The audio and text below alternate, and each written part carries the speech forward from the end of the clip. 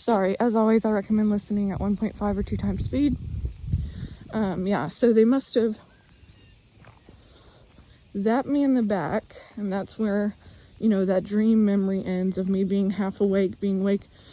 This dream memory of me waking up for a couple seconds and seeing people sitting in the chairs around me, and then it goes black, is because they blacked me out right around then and walked me somewhere to rape me.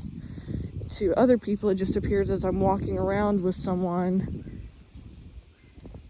which I've been saying this whole time, whatever they're using to drug me / black me out does not pass me out to where I appear passed out. I'm just blacked out. So that's what must have happened there. Now again, I didn't put that together until I was already on the plane back.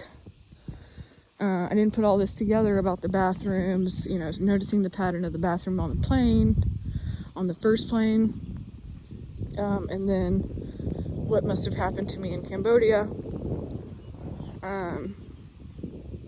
When I woke up, I thought about, you know, going back to sleep in the food court, because again, I have the same dilemma of knowing I would be followed to any hotel. And at that point, I did know that there was at least trafficking going on in my vicinity. When I was gonna go back to sleep in the food court before they shut it down and basically kicked us all out, because it was nighttime by that time, it was quite late. I noticed a group of people that I had recognized from somewhere else. I wasn't sure where I recognized them from. It had certainly been sometime recent that I recognized them. It had certainly been somewhere in Cambodia, but I recognized this group of people, and they came into the food court it appeared just to sit by me. Now again, these weren't any of the two Cambodian pimps from the plane. They appeared to just be a family, but what I know about this crap now is they don't care. They'll involve entire families in this crap. They'll make it a family business. It appeared that this family, and particularly this large head of the family, he was physically large. He was physically tall and large. It must have been like 4 other people he had with him. It appeared to be like his mom and dad, potentially, and like a couple other people. It appeared that they were watching me. So that was another thing that said to me, okay, you know, you're wanting to be safe and you're thinking optimistically, but you're still not safe. I had recognized those people from somewhere around the airport, and the fact that they came in there, sat by me, and they were trying to keep their eyes on me for when I fell asleep again is how I felt. So I decided that I would go find a hotel. Now this part of it is just so eye-opening. So I did finally leave the airport and the area surrounding the airport. I walked out, right, and said, okay, I need to just bite the bullet and find a room and try to keep myself safe in the room and lock everything up once I get there. I went to the closest hotel to the airport. I went inside the room. I asked to check the room before I paid for it, and I saw bars on the windows. Now from my perspective, it would appear to be a good thing, right, because I'm trying to keep people out, but something about it just said to me, you know, find somewhere else. Again, this is the strip right in front of the Phnom Penh airport, so obviously the trafficking is going to be worst around these parts. Trafficking is bad in Cambodia, but think about it, especially near the places of the most commerce is where the most trafficking is, and you can tell by looking at some of these hotels that they're trafficking hubs. You can just tell based on the way they present their business, kind of, and different things. So I walked out of that hotel and went to the one next door. That one I asked the same thing. I asked, let me see the room first. They walked me up to the room. I checked it out. It looked pretty good. It didn't have bars on the windows, but you know, he had a specific room he wanted me to go in. And as I've shared before, these trafficking rings and their involvement with the hotels, what I've noticed from the patterns, again, being many degrees removed from this myself, is they'll have a particular room in mind for you if they're trying to keep their eye on you as a potential victim, even separate from all this other stuff, right? Even if they had no idea what I had been victim to in the US, a single woman is still a target, right? Especially when you're in an area that this problem is so bad. So I went to that second hotel, asked to see the room. It checked out, it looked pretty good. The guy at the front desk, I could tell, was definitely a pimp. You can just tell based on a lot of different things. He was extremely rude to me. So I paid for the room, and I had paid with a $100 bill, and I went up to the room. When I went the second time, I noticed that the window to the bathroom does not close. The window is quite literally broken. And knowing what I know about these people and the way this shit works, that's a point of entry that I can't secure, which means I'm at risk. So I went down, I said, give me another room. The window in this room doesn't close. They said, we'll come back up, we'll try to fix the window. I kind of argued back and forth, you know, trying to get them to switch the room. I went back up to the room. The guy knocks on the door. There were two guys, the one at the front desk and then the one other guy who obviously worked for him. The one he had been sending to do his errands, like check out the window and make sure it was really broken, like I said, is the one who worked for him. But this time, the guy who sits at the front desk, who's obviously in charge, comes up, knocks on my door aggressively, and he says, you gave me a $100 bill that's torn. Give me another $100 bill. And I said, no. Like, this guy's obviously trying to get over on me. No. My $100 bill was not torn. No. And I kept the door closed. I wouldn't open the door for them. I went back down. I said, give me a new room. At this point, it was antagonistic, right? I had only been at this hotel for like 20 or 30 minutes and just trying to work out a safe room for myself after having paid. The guy in the front tries to get a big attitude with me because I refused to take the torn $100 bill. It had like a tiny tear in it, but I could tell that he most likely already had that $100 bill. And there's something in Cambodia about having a torn bill. If it's American currency, they can't use it. So I could tell that he was, even though I didn't really know about this, I could tell based on context that he was trying to use me to get rid of this torn $100 bill that he can't use anywhere. And I refused to let him get over on me. He didn't take well to that. These pimps are very misogynistic people. You know, at this point, I'm feeling super not safe at this place. I could tell that there was definitely trafficking going on here. In the larger context, but different things about the hotel as well. Just little clues to me, especially the behavior of this main guy. You know, I'm sizing this guy up. I'm like, okay, he's clearly the owner of the hotel, but he's clearly a pimp. And so I argued with him in front of the front desk. He's like, I tell you what, I'll give you your money back and you just go.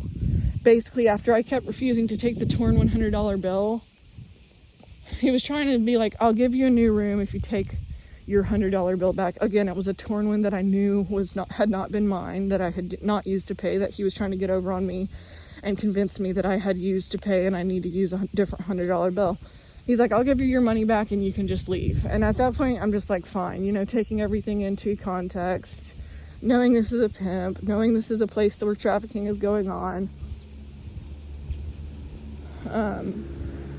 I just decided to take my money and leave. Well, he ended up giving me, sorry about the noise, he ended up giving me the torn $100 bill anyways when he gave me my money back. So what did I do? I went and sat out in front of this hotel for probably like 2 hours. I just went and sat like a little bit further away from the front entrance on a set of stairs.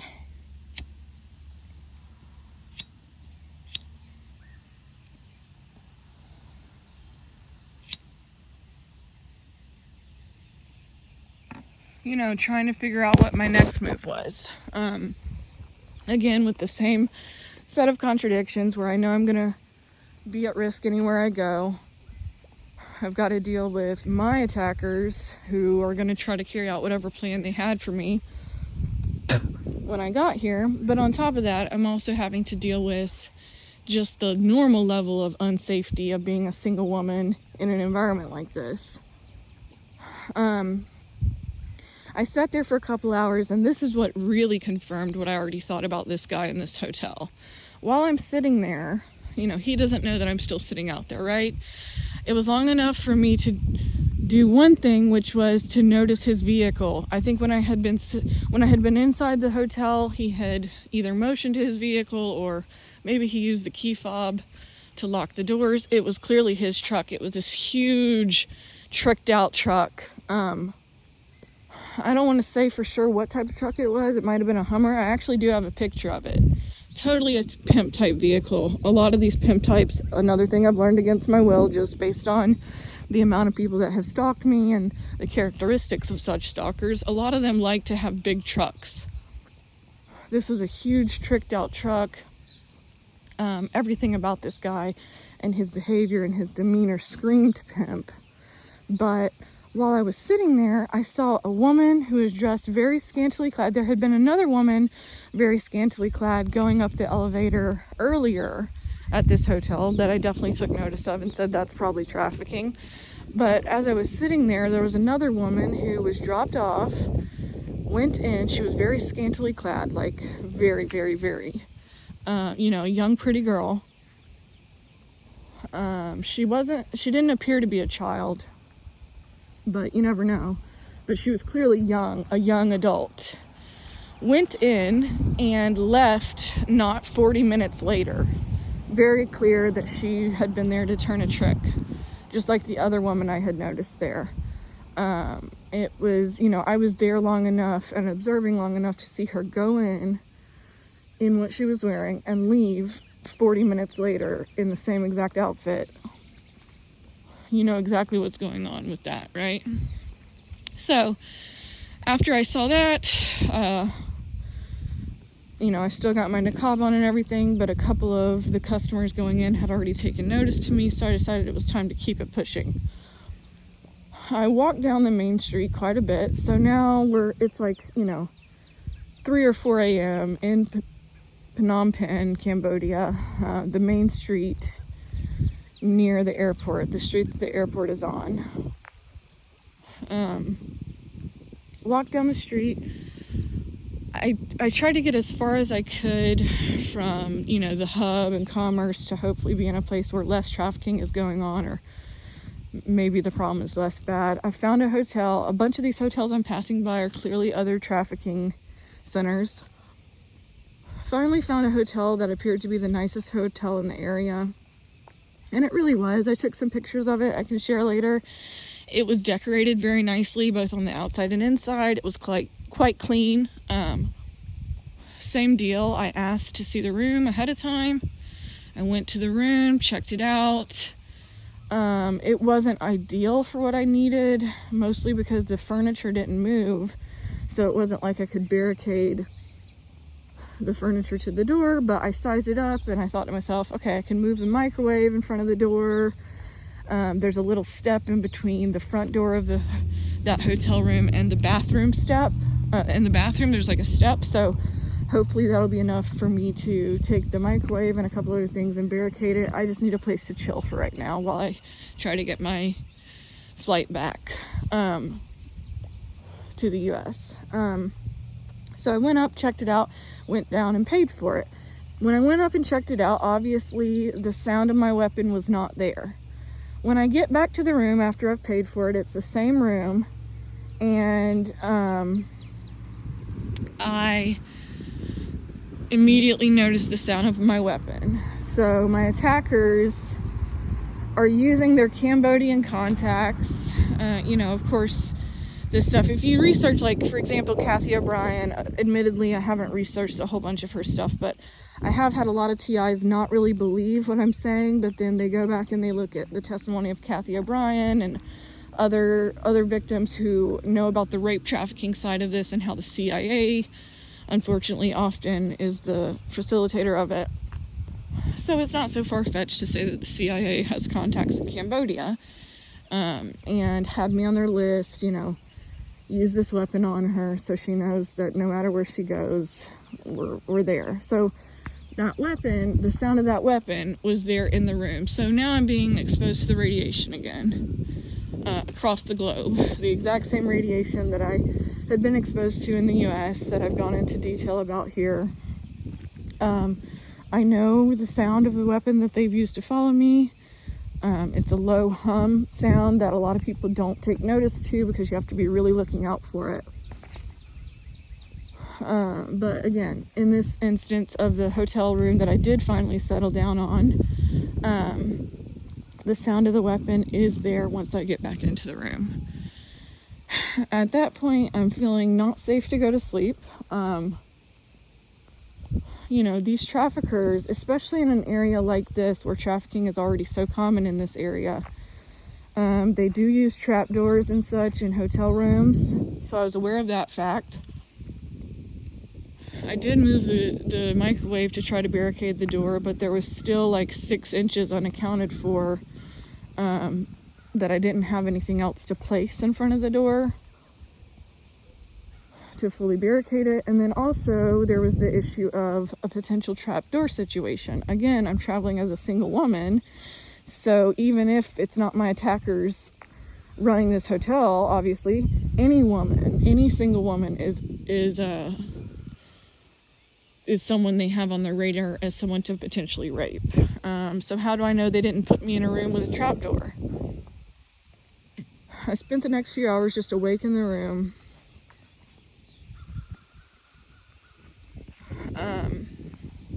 And I heard, this is an important detail, about 2 or 3 hours into me being in the room,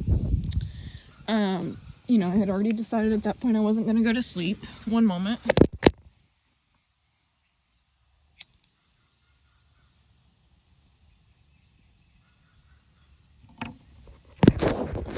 Thank you for your patience. You know, again, you learn to pay attention when you've been a victim to something like this, especially for this long. But really, you know, ever since this started, you become very aware of your surroundings. You pay attention to things that the average person does not pay attention to. I kept hearing this noise inside the room that I couldn't account for. It sounded like it was potentially coming from the room adjacent.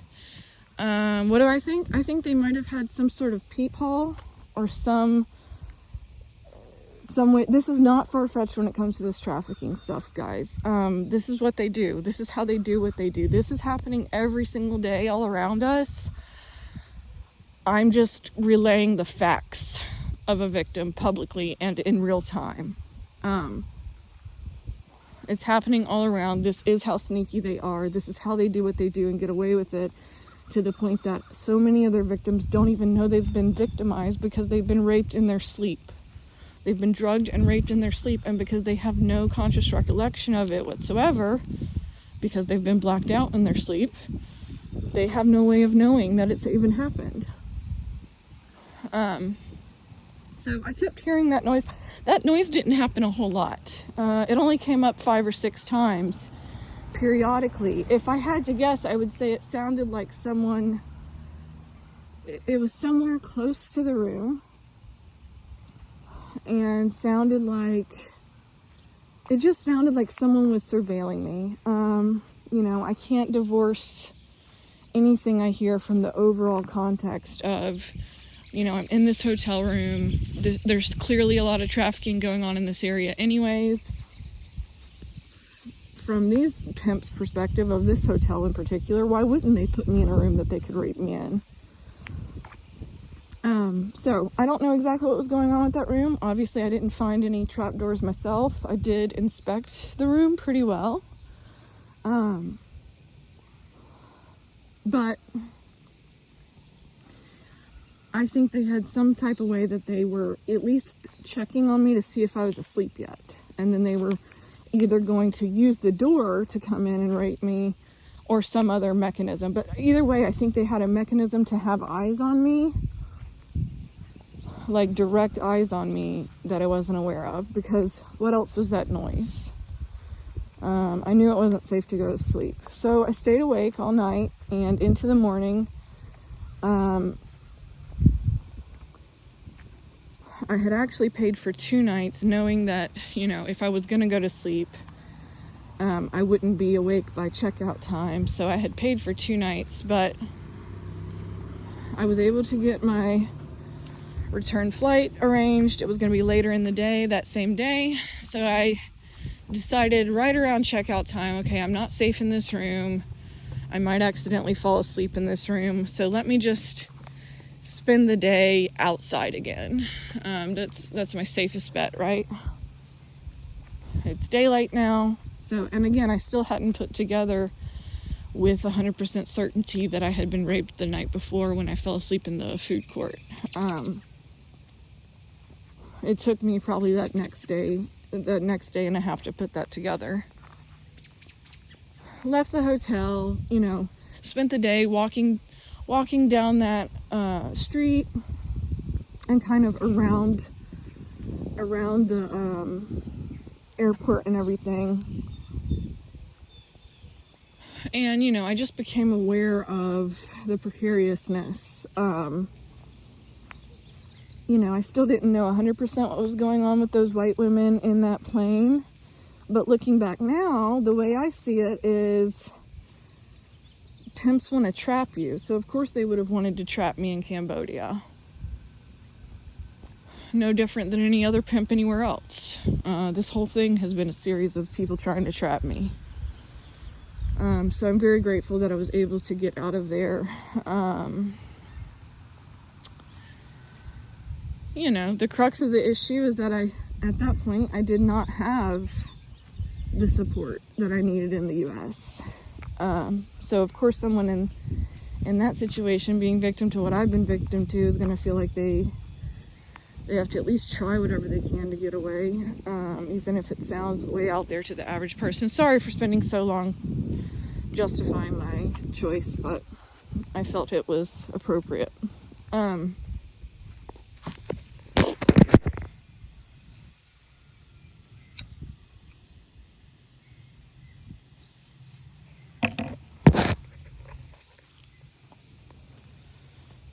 So I get on my flight to Beijing, I sleep on that flight, and I wake up in Beijing, where my layover is.